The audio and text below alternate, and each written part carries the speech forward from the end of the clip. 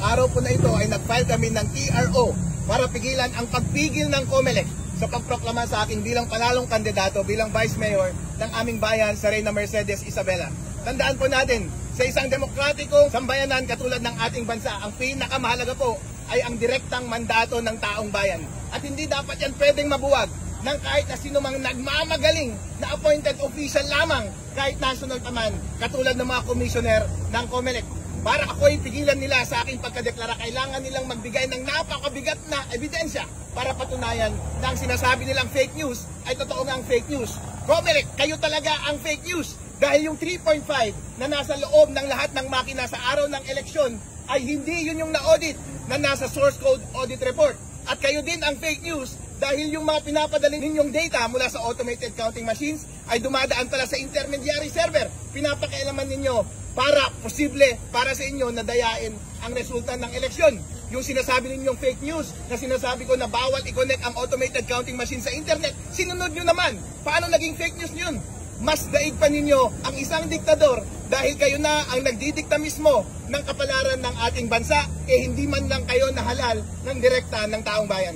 Ang nagrereklamo po ay buong taong bayan. Hindi mo kailangan ng napakagaling na tao para maintindihan ito. Ang audited source code ay 3.4, may sariling hash. Ang nakalagay doon sa makina ay version 3.5, may sariling hash. Ang tanong, magkapareho ba yung 3.4 at 3.5? Hindi po magkapareho. Posible ba na nagtanim ng daya doon sa 3.5?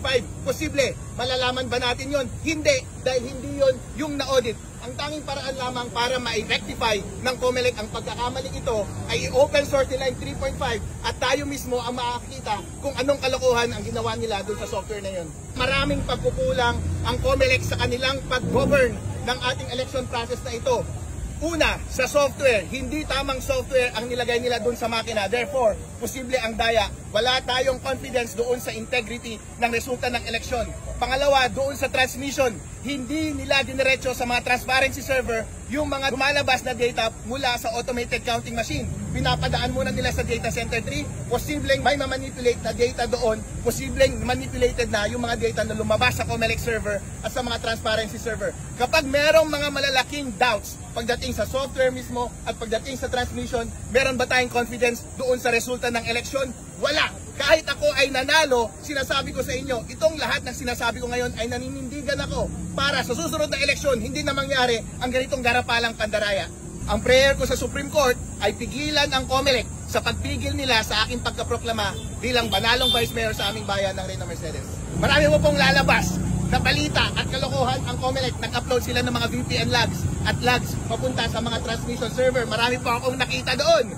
COMELEC, nangako kayo na hindi ninyo i-connect yung mga makina doon sa internet. Marami akong nakita doon na nag-connect doon sa mga server ng before 7 PM. Makikita nyo po yan mamaya o bukas pag-uusapan natin muli. COMELEC, as a matter of fact, kayo po mismo ang umaamin ng inyong kalokohan.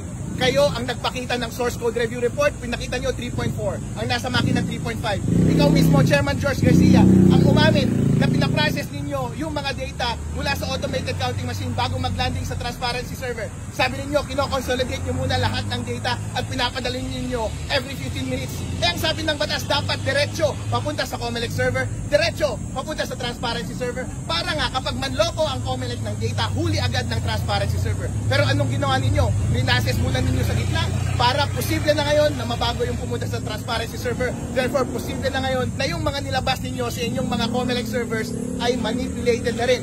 Kayo na rin mismo ang naglabas ng mga VPN logs na yan at nakita ko na merong mga connection doon sa mga server ng before 7 PM. COMELEC, hindi nyo po maitatanggi. Kayo po mismo ang gumawa ng sarili ninyong pag-amin. Hindi nyo kayang palusutan yan ng kahit na anong explanation dahil ang taong bayan ay naiintindihan po nila ang mga paliwanag ni Atty. Harold Respicio. Naninindigan pa rin po ako na ang mali ay dapat palagutin at ang tama ay dapat natin gawin para sa susunod na eleksyon.